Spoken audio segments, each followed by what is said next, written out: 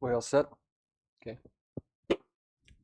Good morning. I'd like to call to order the August 17th, 2021 Sunset Beach Town Council meeting. I'm John Corbett, Mayor Pro Tem. I'll be presiding. Mayor Phillips and Councilwoman Harris are absent. We do have 4 council members here, so we do have a quorum. Please stand and join me in the Pledge of Allegiance.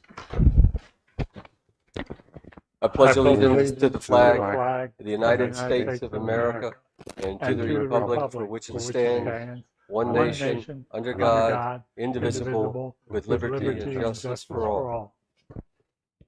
Thank you. Does any member of the council have a conflict of interest or the appearance of a conflict of interest with regard to any item on the agenda? And if so, please state at this time. Councilman Borman? No. Councilman Nern? No. Councilman Phillips? Nope. And I do not have one. Thank you.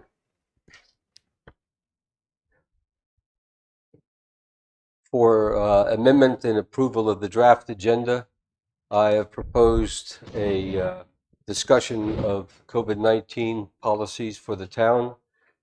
Does anybody have any objection to that? No. Okay, that would go in as item number E on new business, and disposition of directives would move down to F. Does anybody else have a amendment or change to the agenda? No. No, sir. No. Okay. May I have a motion to approve the agenda as amended? So moved. Second? Second. Thank you. For our first item of business, we have Mr. Joe Stanton, President of the Brunswick County Homeless Coalition. Mr. Stanton, please join us at the podium. And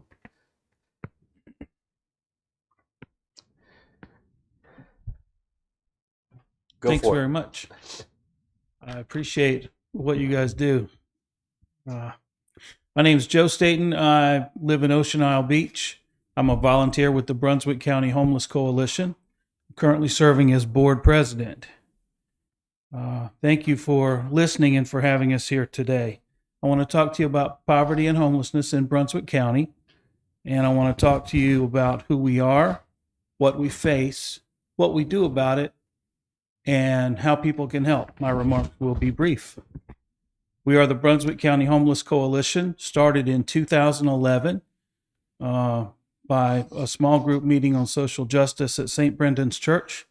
We've come a long way. In 2013, we incorporated as a 501c3 charity and started our 1-888 information and assistance line. By 2017, we were helping 20 to 30 families a month who were homeless or at risk for homelessness on our 888 line. We're entirely operated by volunteers with no paid staff. Our mission is to serve as an advocate for those who are homeless or in need by increasing awareness and educating residents in Brunswick County, and by providing resources for those who are homeless or in need. We have a vision that homelessness in Brunswick County will be brief, rare, and non-recurring. Of course, we have a long way to go. So let's move on to what we face. The most recent poverty numbers I could find for Brunswick County from the census were 2019, which indicated that we had a 10.2% poverty rate. I'm sure it's worse by now from the effects of the pandemic. People often ask specifically exactly how many people are homeless here, and of course we don't know. We can only count the people we come in contact with. Every month, right now, we're helping an average of about 20 households, and during the first half of 2021 up through the end of June, through our 1-888 number, we helped 158 clients who were either at risk for homelessness or who were already homeless. There's no dedicated permanent overnight shelter in Brunswick County. Sheltering happens either out of county at shelters in Horry County or especially New Hanover County, or within the county it happens at motels. Emergency sheltering at motels is expensive, sometimes prohibitively so, and sending people to a shelter out of county is good that they can be inside and safe, but is bad that it's away from school, family, community, any ties that people have. We actually have, we've had people in the past that said, well, I can't go to Wilmington because I can't afford the gas back and forth to work. They'd rather sleep in their car. It's heartbreaking. Many people living here are one crisis away from literal homelessness, whether it's the loss of a job, an illness, the breakup of a relationship. Let's move on to what we do to address homelessness and housing crisis. As I mentioned, we maintain our 1-888 information and assistance number staffed by volunteers. We intervene with at-risk families to help keep them housed and off the street. We work with those already experiencing homelessness to help meet their needs and help get them emergency shelter. We work to meet the immediate needs of clients first and then help guide them towards finding safe, stable, permanent housing.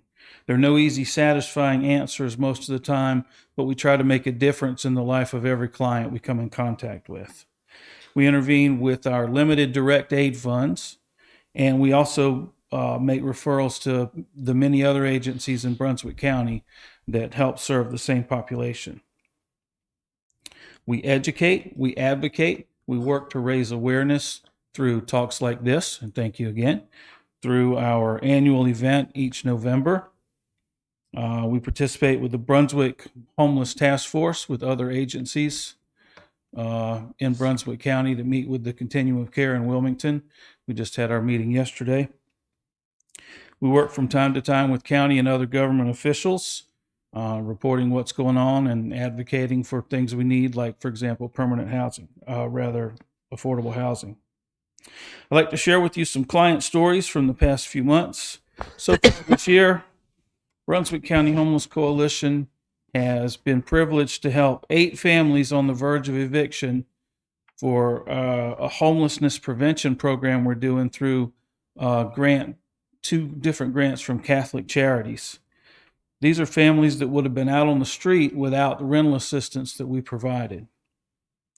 We've helped several who were sleeping in their vehicles, such as a veteran in his 60s who was sleeping in a Dodge van, a mom and her teenage daughter who were sleeping in their car. We provided food, limited emergency motel shelter, kind of extensive shelter in the case of the veteran because we have separate veteran funds, and gasoline to these clients and referred them to the housing hotline for long-term assistance. It's funny, when you sleep in your car, gasoline is such an important thing to be able to move from place to place so somebody doesn't come give you the move along. Of course, as bad as sleeping in a car can be, it gets worse. Some clients are facing homelessness but don't have a vehicle, so they're faced with sleeping outside. And of course, the farther we go into tourist season, the harder it is to get a motel room for people. Right now, we're paying about $150 a night during the week. The weekends are a little more, and that's when rooms are available. Of course, this is the time of year when rooms tend to sell out. It's heartbreaking not to have somewhere to put somebody when they call and they're in need. So let's go to the short part of the talk. What we need. We need volunteers because we're an all-volunteer donation. Volunteers are our lifeblood. And we need donations. I'm not asking for donations today, but we're not a government program. We depend on private grants and donations from businesses, churches, civic organizations, and individuals. Specifically, how can somebody help? If someone wants to volunteer, and whatever you do, whatever your thing is for helping those who are less fortunate, that's what we want to put you to work doing. You can contact a member of the Brunswick County Homeless Coalition. Just go to our website, brunswickhomeless.com, and our contact information is there. If someone wants to donate, same story, go to brunswickhomeless.com, and there's a link to donate online, and our address is there if you want to send a check. The third thing people can do is spread the word to raise awareness, and we thank you for letting us do that today. Together, we can make a difference. Do you have any questions for me today? What roughly is your operating? It's very small. It's about... Sorry about that. The question was just a rough idea of what your annual operating budget is. It's very small. It's somewhere between $20,000 and $25,000. Thank you, sir. Thank you. Do you have a question? Go ahead. Yes, Yeah, sir. From your talk, you would talk mostly about providing shelter. You did mention something about food and I suppose clothing as well. Is that a part of what you do, or is that something that you uh, request help from other organizations on? We don't, when we provide food, usually it's in the form of gift cards to a restaurant or something like that.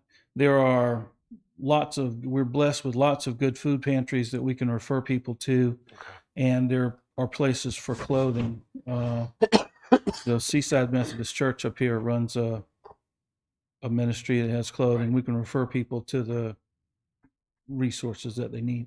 Okay, thank you. Thank you. Where do your veterans funds come from? You said that was separate. The veterans funds come from organizations that donate and designate their donations to be for veterans. The Elks have given us some funds. Orca gave us some funds that were designated for veterans. Just if somebody wants to help veterans and they give us a donation and say for veterans, we put that in a separate veterans fund. I'm not sure. Pardon? Well, I was thinking about our committee. Tell them. John and I are members of the Committee to Honor America's Veterans. We raised the funds to build the Veterans Memorial in the Sunset Beach Town Park. I remember. And we also have a grant program that assists veterans. And right off from the start, it sounds to me like you would fit into our grant program. Why don't you, I'll make sure I have your information, and myself or one of the other members will get in touch with you about a grant program.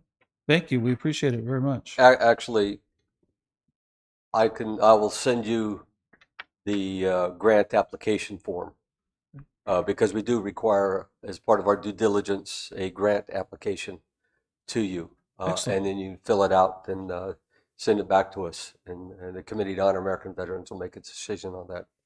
We also, in the town, in our annual budget cycle, which begins sort of the January, February timeframe, have a place where nonprofits can submit applications to the town, and yeah, there's no guarantee that it'll be approved, but it gets you on the list for consideration.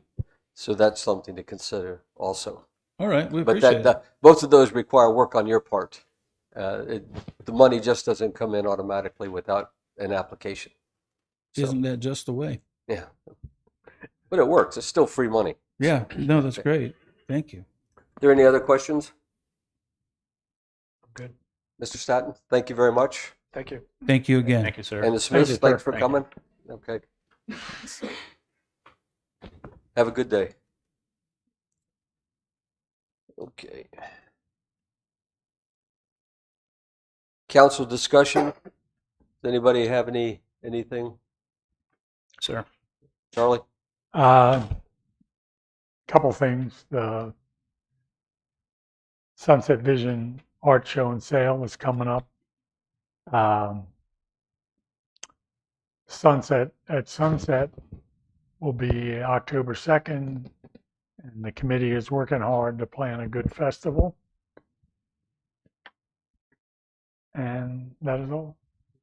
Just remind everybody that we have one more scheduled concert Wednesday this week. Chocolate Chip and Company Band will be playing, weather permitting, on Wednesday. Have we decided on October 25th whether we're going to try to...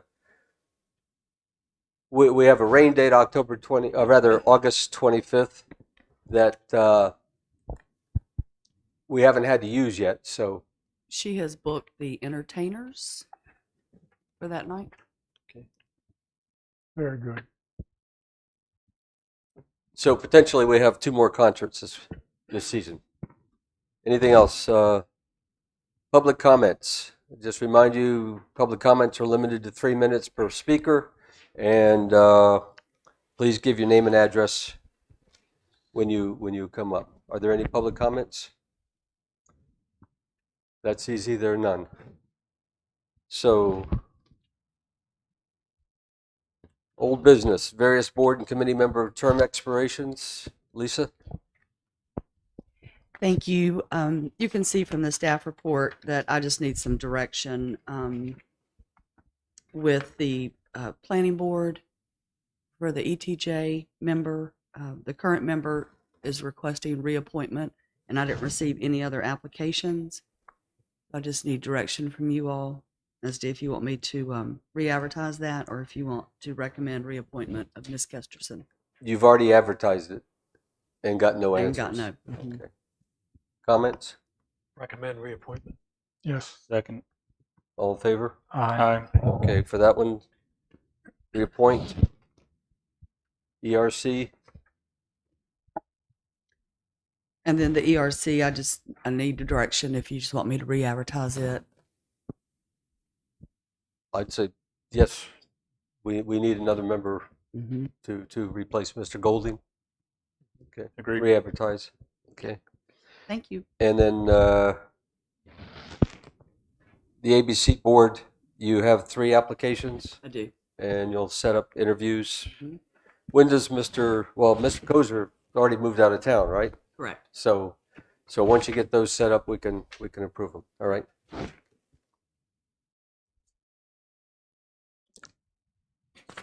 Next item is action to award parking lot construction contract. Dustin Graham, DPW Director. Yeah, July the 28th, we held a bid opening for the parking lot extension next door, the town hall. That we had 4 bidders.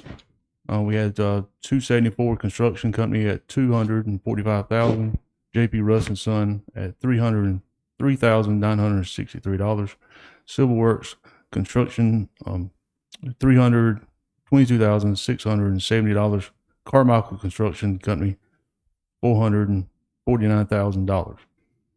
After bidding the lowest one, we found that the best one to go with was JP Russ. They're the most responsible and the responsive one of them.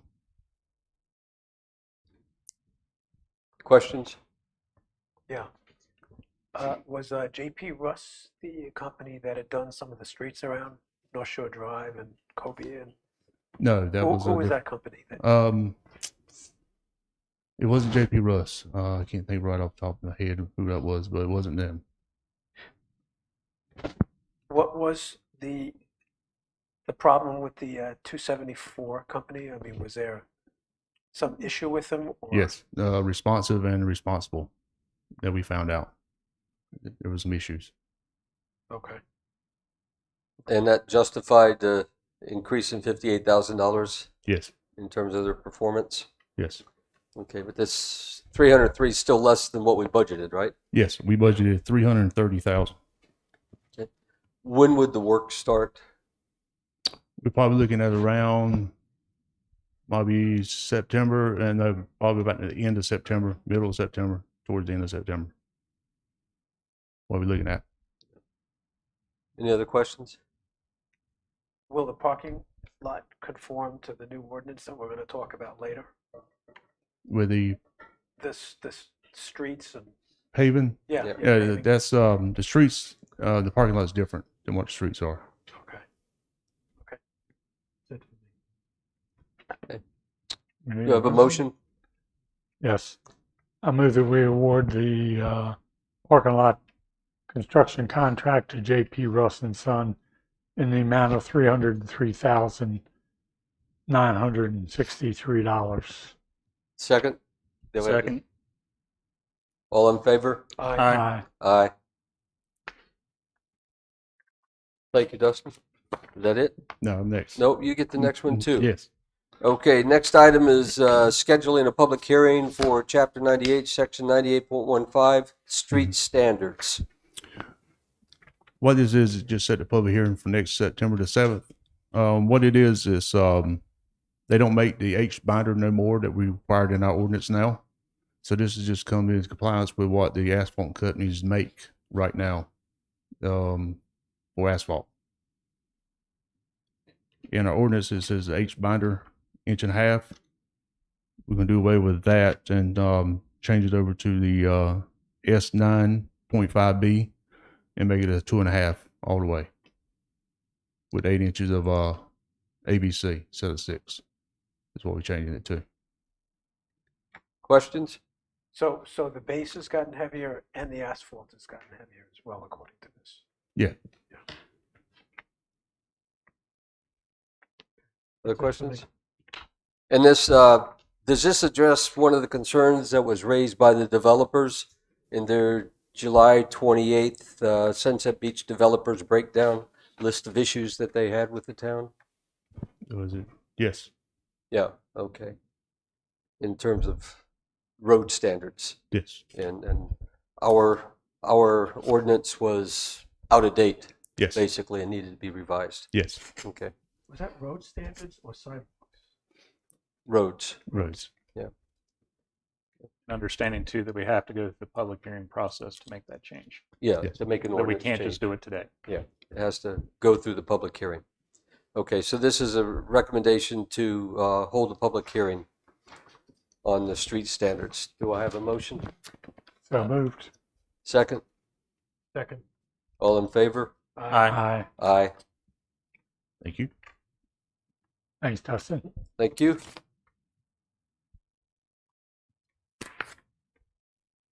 All right, next item is discussion regarding equipment trailer. Matt Searles, our stormwater manager. Good morning, everyone. morning. Yes, we are in need of the stormwater department and public works department. We use a lot of the same equipment, and the trailer we have in place now is a 6-ton tilt trailer, essentially 12,000 pounds towing capacity on it for the for the equipment itself, which is very low for our equipment that we have. We just recently got a mini excavator that's over 14,000 pounds, especially with full of diesel fuel and everything. Plus, we'll be putting attachments on it. We were looking to upgrade to a 10-ton trailer. That way we can also move around our Bobcats, tractors, things like that if they needed to be taken to Wilmington or to other places to be serviced. Right now, when we put the mini excavator on that 6-ton trailer, it's popping and cracking everywhere. It's not safe. And no, we don't go around. We go around town, which isn't very far. It's not very big, but coming down the street 25 miles an hour, cars pull out, things like that. It won't stop on a dime. And we don't know if it could bust through the axles and things like that. So we need something more sustainable. And I've gotten in contact with actually 4 different vendors. A1 trailer out in Bolivia. They said they don't even make anything more than 9,000 pounds. So that's out of the question. 3 other ones were the Craftsman trailer, which I highly recommend. They're out of Asheboro. Their actual price is $8,049 if we were to go pick it up, and only $8,559 if they were to deliver it, which is actually cheaper than the next one, which is East Coast Auto and Trailers in Wilmington. They're at almost $8,700, and they actually said the completion date or the delivery date would be November-ish. So I'm assuming that it would be closer to December if they were even able to manufacture that. And also there's one in North Myrtle Beach called Affordable Trailers, and they actually never responded back to me with a quote or anything like that. With the Craftsman trailer that I recommend, they said 6 to 7 weeks, and like I said, they could deliver it for us for cheaper than the next one would come in for us to go get the trailer itself. So we were just asking to, I guess, get your approval on the purchase of the Craftsman trailer, with also the intention to trade or sell the 6-ton Hudson trailer that we have in place now. Questions? I don't have any questions. You explained that well, Matt. Is it cheaper for us to pick it up or to have them deliver it? It's cheaper for us to drive up there. I mean, it's going to take a little bit of time. I mean, Asheboro's 2.5 hours away, I believe, something along those lines. So that'd be one guy out of work the first half of the day at least.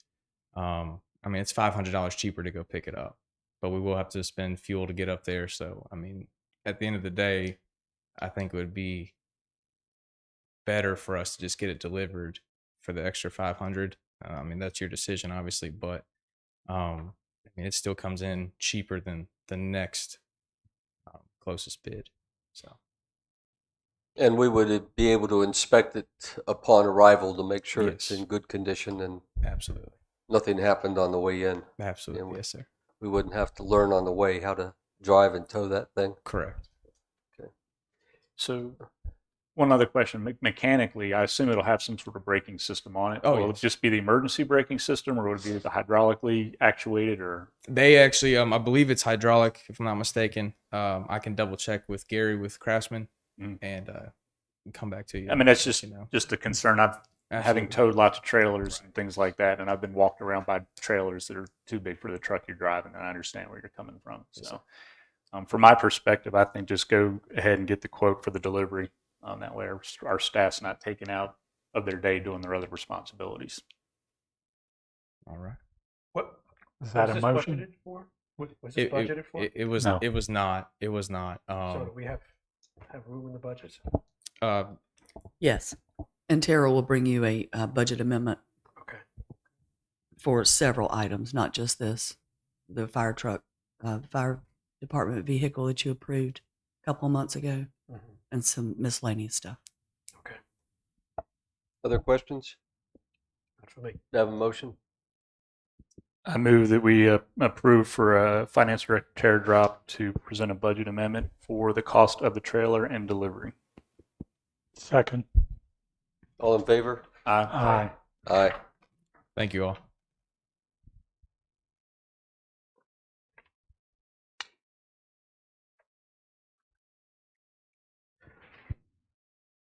Next item is to schedule a public hearing for the UDO amendment of Article 6, Section 6.04,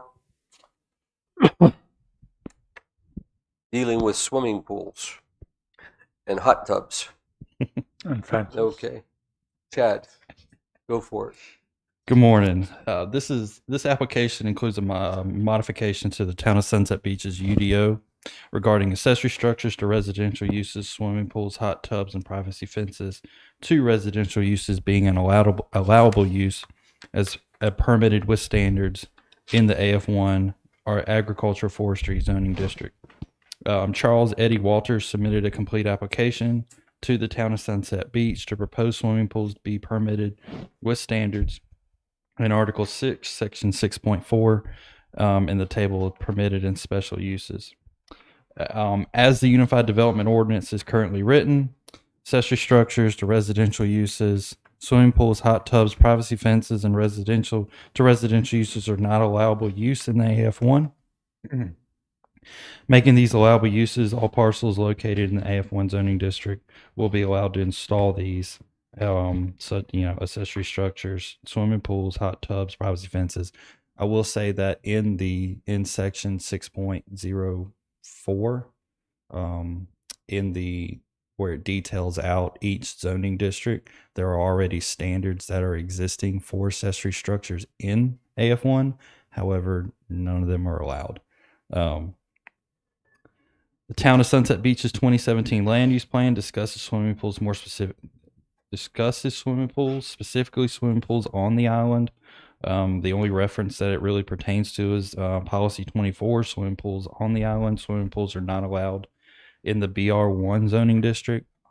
This is not on the island, nor is it in the BR1. The future land use map category classifies the AF1 zoning district as low density residential. As list desirable uses in that land use plan is single family residential uses, inappropriate uses listed as non-residential uses, multifamily residential uses, and two family residential uses. Applicable zoning districts that are classified as low density residential in the land use plan is AF1, MR1, MR2, MR2A, MH1, and MH2. Of the applicable uses associated with the future land use plan for low density residential, the AF1 zoning district is the only zoning district not to allow accessory structures to residential uses, swimming pools, hot tubs, and privacy fences as a use at all. The planning board made the recommendation of approval to the town council to allow accessory structures for residential uses, swimming pools, hot tubs, and privacy fences. Mr. Walters applied for a text amendment for this allowance of swimming pools.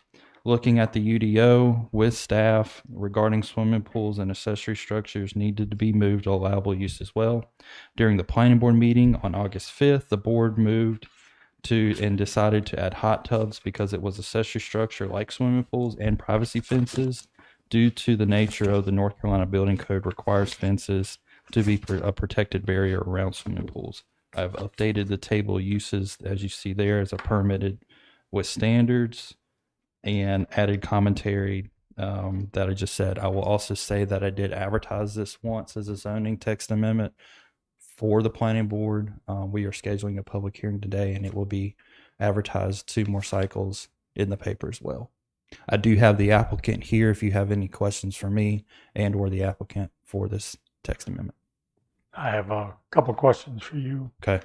This AF1 is agricultural farming? For agricultural forestry. So, Forestry. Correct. I was on the UDO committee, and we weren't really given much time for the task, and things got overlooked.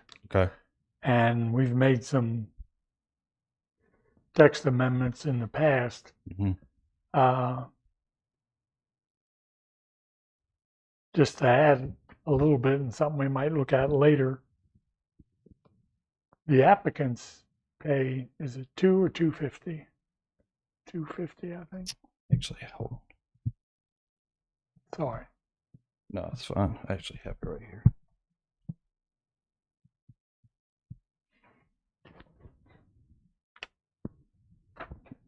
$300.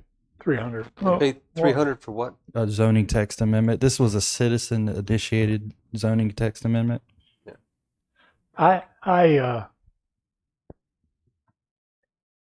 These little glitches in the UDO are essentially the town's fault.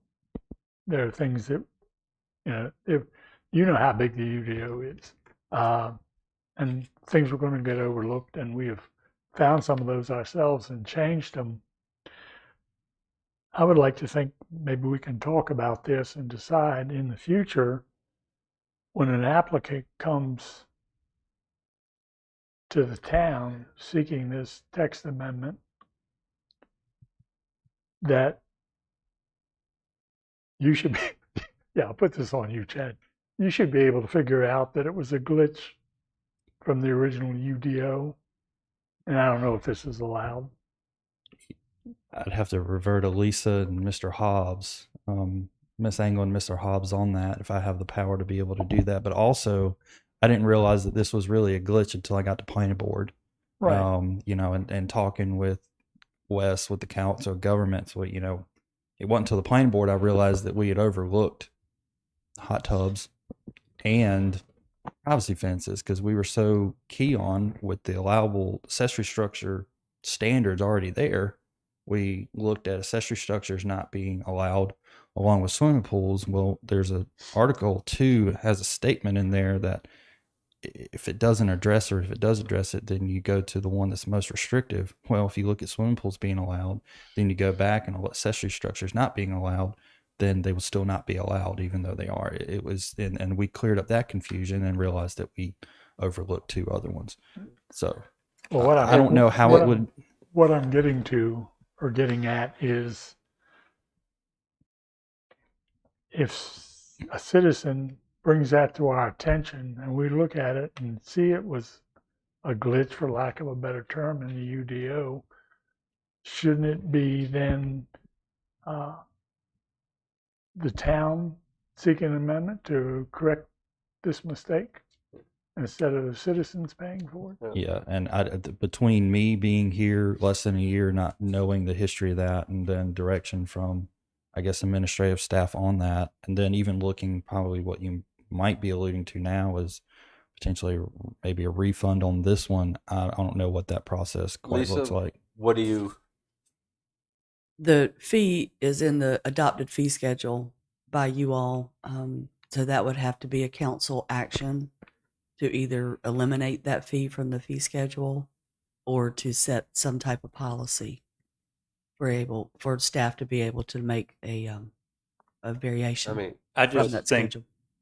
for staff members to make that variation with people and various developers and things, it's a slippery slope and a tricky wicket trying to not show favoritism and things like that. Unless you're just going to strike it completely, the fee, I don't know how you can sit there and say that somebody has the authority within staff to pick and choose who pays a fee. I agree. I agree too. I understand where Charlie's coming from. I totally get it, but it's too sticky of an issue to leave up to a staff member to decide. And you all can look at that when we get into budget. Okay. Or you can make a motion and strike it right now.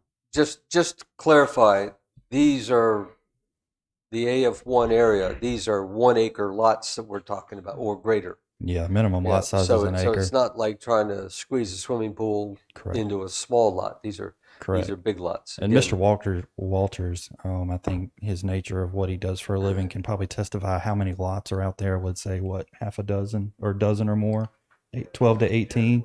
Yeah, yeah, they're all on the mainland west end of town, right? correct. Yeah. So basically, we just need a motion to set the public hearing for this. Correct. And there are already swimming pools out there Yeah. that were installed prior to the adoption of the 2012 UDO. Doug? 2 questions. Okay. So what is the difference between the AF1 and the BR1? What's the rationale? Did that come up in the planning board discussion No, at all? BR1 is more of a business. No, that's EMB. It's BR oceanfront. Yeah. Yes. Yes. Beach residential 1. So that would be oceanfront for swimming pools not to be allowed. These aren't waterfront as well? These are waterfront, but these are off the island. I'm still learning streets, so as you go around the curb to the No, I know Devon where it Park is, down yeah. there, yeah. Yeah. So down in there, they're off the island. BR1 is specifically to the island oceanfront. Okay. The AF stands for agriculture and forestry, Correct. and they're large 1 lot areas. 1 acre lots. 1 Yes, acre. sir. Yeah, I'm sorry. Yeah, 1 acre lots or bigger. One other question. Sure. Were there any other requests from the AF1 to have pools put in? Any that we other- rejected? I have not gotten an application for that zoning district for a swimming pool to be rejected. Mr. Walters came to me and sat down with me a couple times about this moving to be an allowable use, and I walked him through the steps of a text amendment. So I don't object to it. I just wanted to make sure Right. we weren't getting into some issue where, hey, you had turned me away. no, last I mean, year. even when I looked at the land use plan, you look at all the other classifications as categories as low density residential, this falls right into that, and being the only one that Okay. doesn't allow it. Yeah. One more thing. I want to make clear, I wasn't looking to strike these fees, but the town has found things in the UDO that were glitches, and they were town-initiated changes. And that's what I was getting at, but it would be hard to differentiate. So Do we have a motion? I move we set this for a public hearing on, Lisa, a date? September 7th, 7 o'clock. Okay. Second? Second. All in favor? Aye. Aye. Thank you, Chad. Absolutely. You got more? Yes. I do. Next item, adoption of resolution for Southeastern Hazard Mitigation Plan. I'm going to try to do my best on this one. This was not my plan. This is again, Southeastern Hazard Mitigation Plan. They have asked us to adopt a resolution on this. Southeastern Hazard Mitigation Plan is include a risk assessment, capability assessment, and mitigation strategies for this area. The highest hazards were determined to be flood, hurricanes, coastal hazards, cyber and tornado and thunderstorms. The region of Brunswick, New Hanover, Pender last adopted the hazard mitigation plan in 2016. These plans were supported and be updated every 5 years. The updated plan was to be built on the previous plan, incorporate new data, and include Onslow County into the plan. Staff recommends exception and planning board accept the resolution for official adoption on August 17, 2021. Nathan Slaughter attended the planning board meeting. He was not able to attend today's meeting. I'm going to try to answer your questions the best way I know how to. This is my understanding that these ones first got started as individual county and municipality plans, and then kind of migrated into a overall area plan.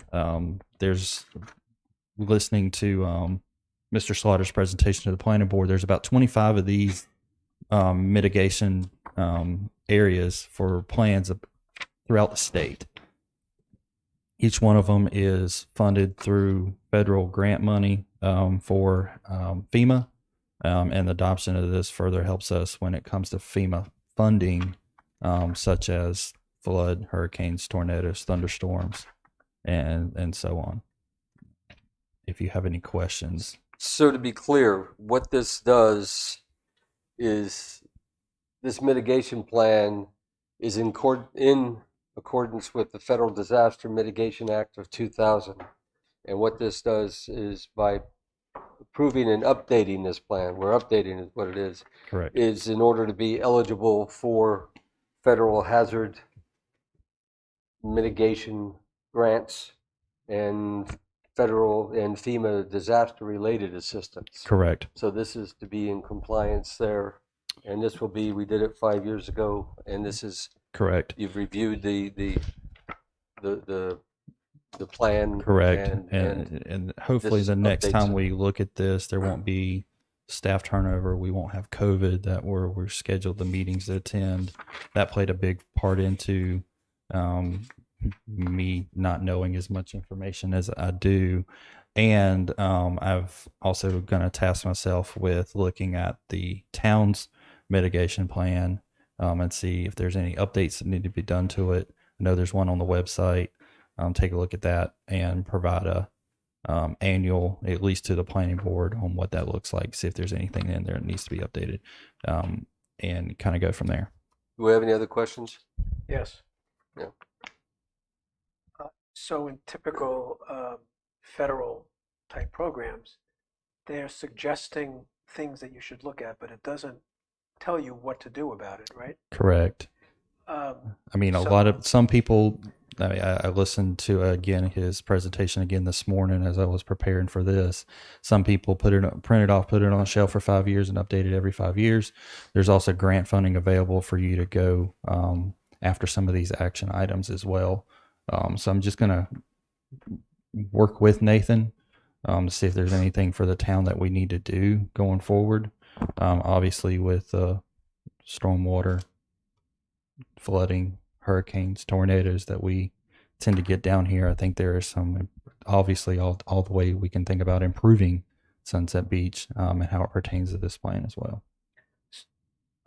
So in those areas, do we say, so we're making these changes to be in compliance with the federal mandate, or?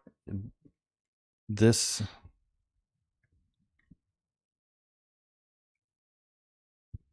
do we have a separate plan, in other words, that we say this is in compliance with the federal planning requirements? I know the town of Sunset Beach has a separate one.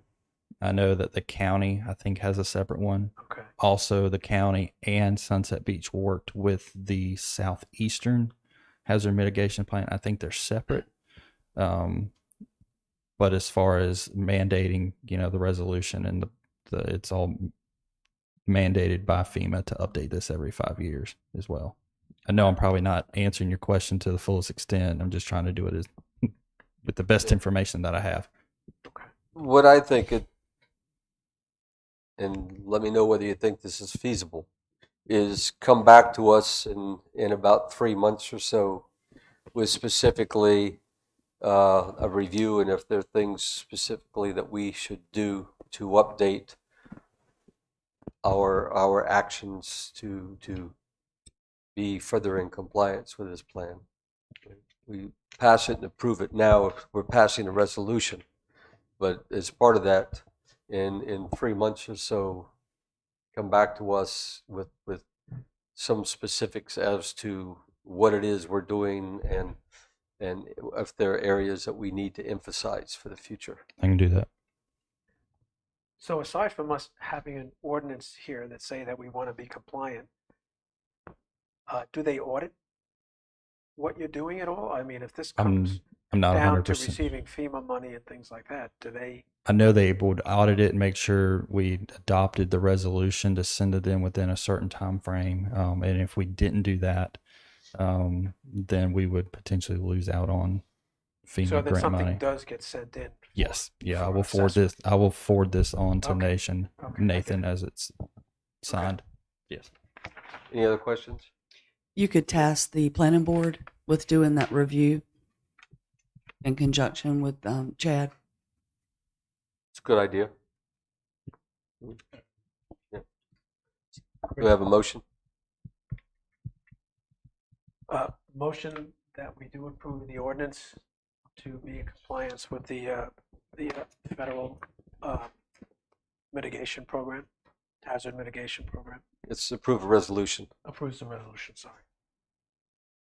and then have the planning board review it and come back in about 3 months. Is there a second? Second. All in favor? Aye. Aye. Thank you. Thank you. Thanks, Chad.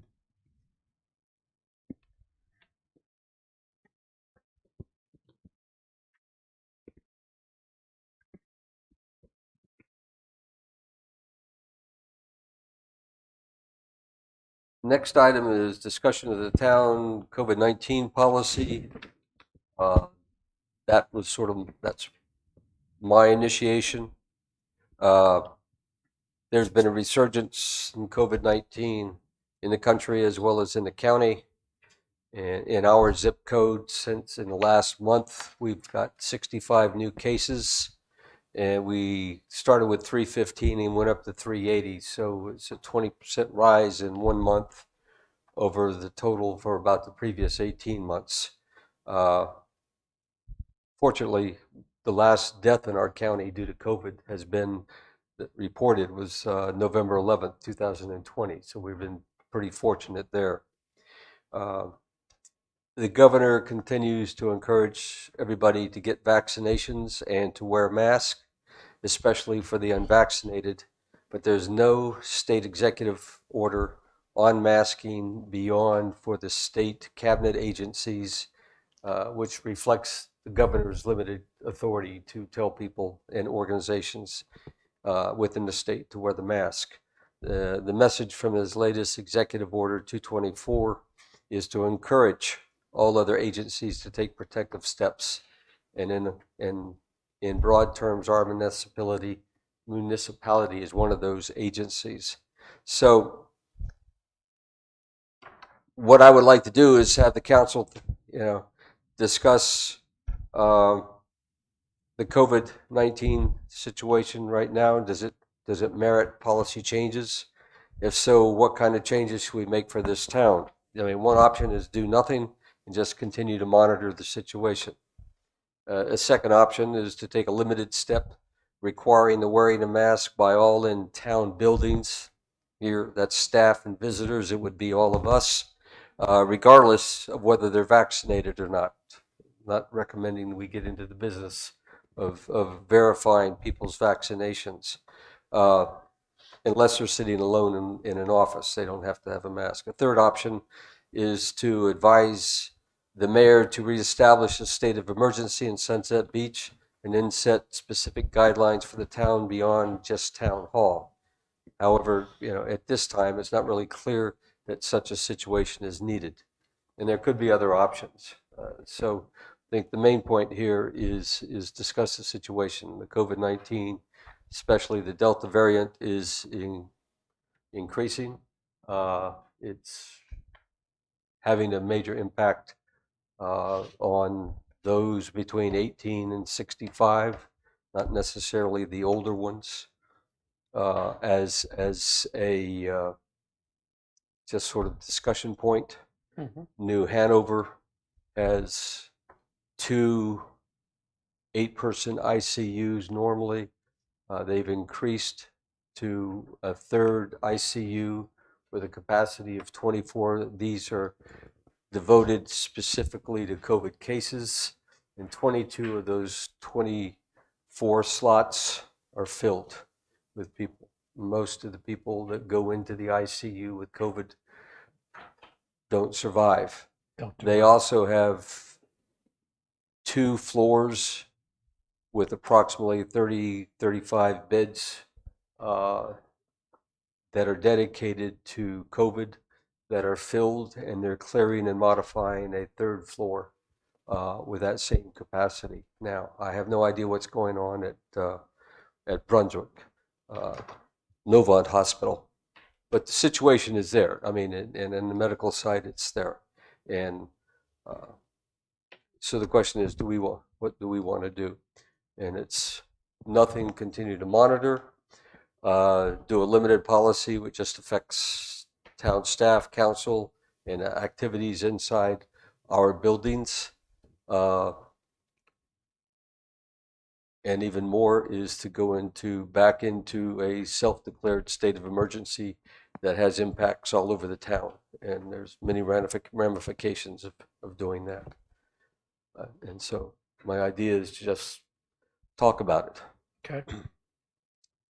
Tom, you talk first. Okay. All the information that I've seen, the resurgence is very concerning.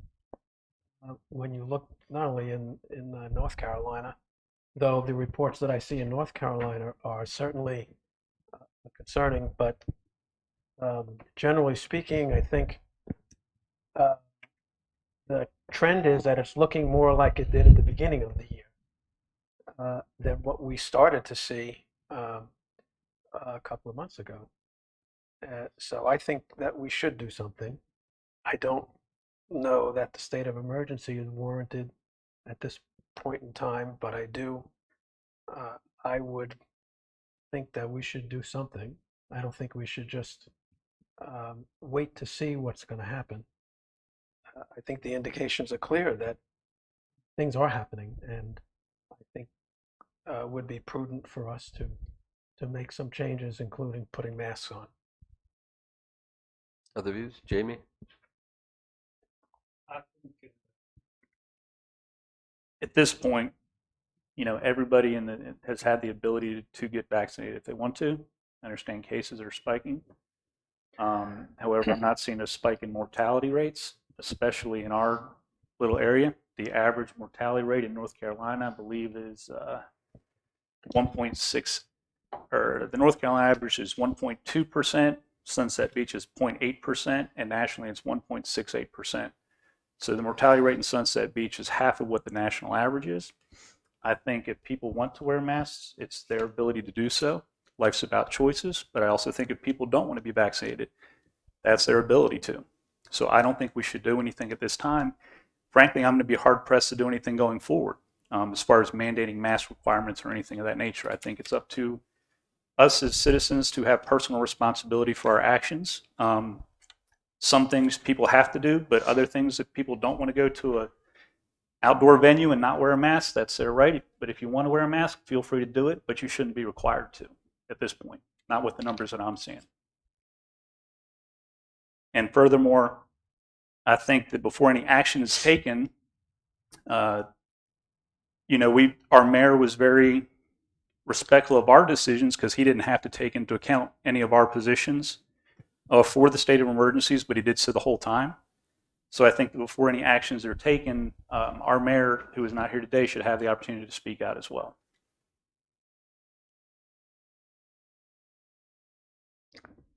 Charlie? I agree with both of you in some respects. Last year, we followed the governor's executive orders, and obviously it worked.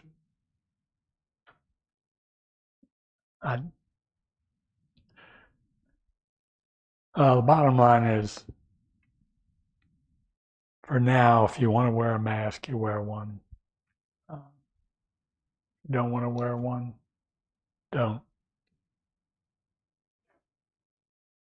And we can always change this, like we changed some last year in emergency meetings. So we should follow it closely and see what comes of it.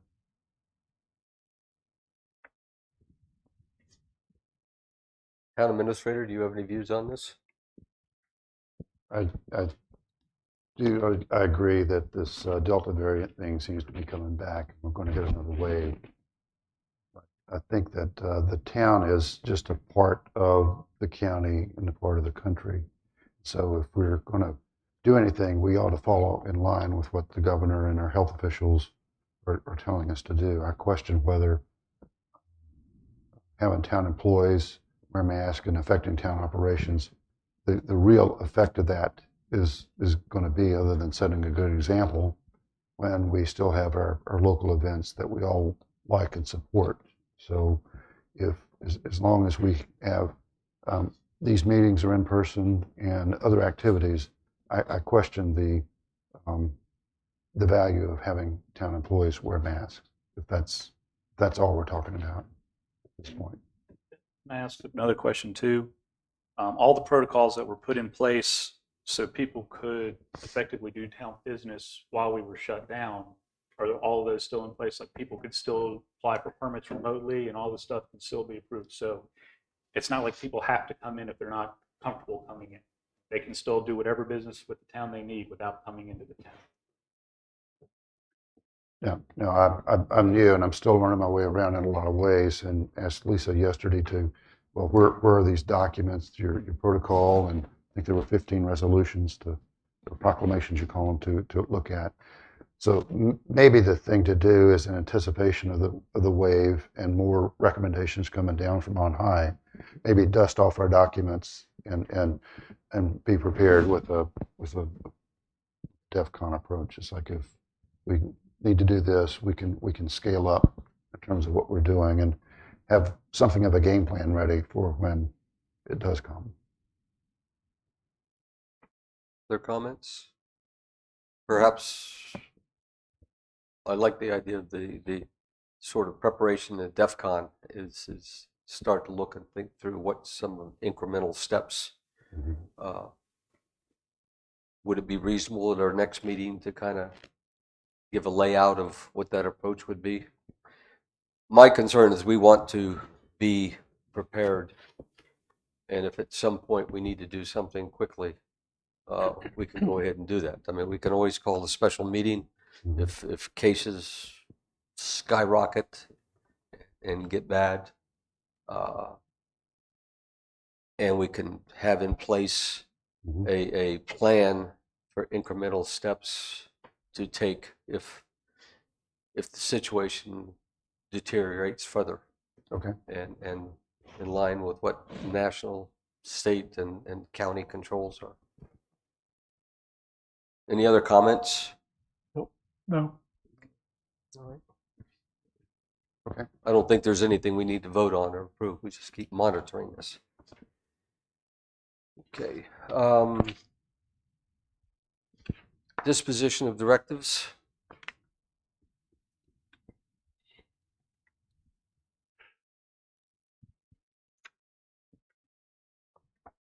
We have 5 items on there. A budget amendment for the fire department vehicle. This is a pickup truck, right? That we're talking about, that will go through that. And the equipment And trailer, the trailer. will In be the added trailer, yeah. to that Okay. budget amendment. Okay. And then for number 3, Cindy is going to make a small presentation to you all about next year's events, so you can tell her how many you want to have, so she can start booking those bands and getting all that lined up. Okay. There has been conversation within the office with extending the concert series for next year, so she'll express all that to you. Okay. And those items will be on the September 21st meeting. The first item, the budget amendment, would be at the September 2nd meeting, 7th. 7th. And then also on that 921 agenda will be the nonprofits soliciting donations at the concert discussion that you all put off. Okay.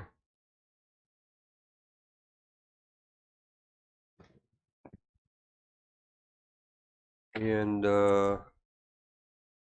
golf cart ordinance parking regulations for the 21st. Beach Patrol, November 16th. What was the one that do we have anything else for the next meeting? Got the 2 public hearings. Public hearings.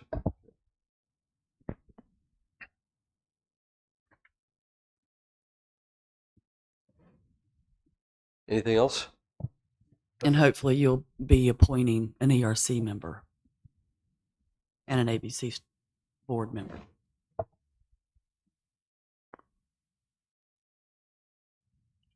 Interview at that meeting. That they do that. Anything else? Okay. Nope. Public comments on any topic, limited to 3 minutes per person. Do we have any public comments? Okay. Our next item is to go into a closed session at 11 a.m. It will be pursuant to the NCGS 143-318.11, Parent 8, Parent 3, to consult with the town attorney in order to preserve the attorney-client privilege between the attorney and the council, which privilege is hereby acknowledged. Do we have a motion to go into recess until the 11 o'clock time for the closed meeting? So moved. Second. All in favor? Aye. Aye. Thank you all for attending. Yep.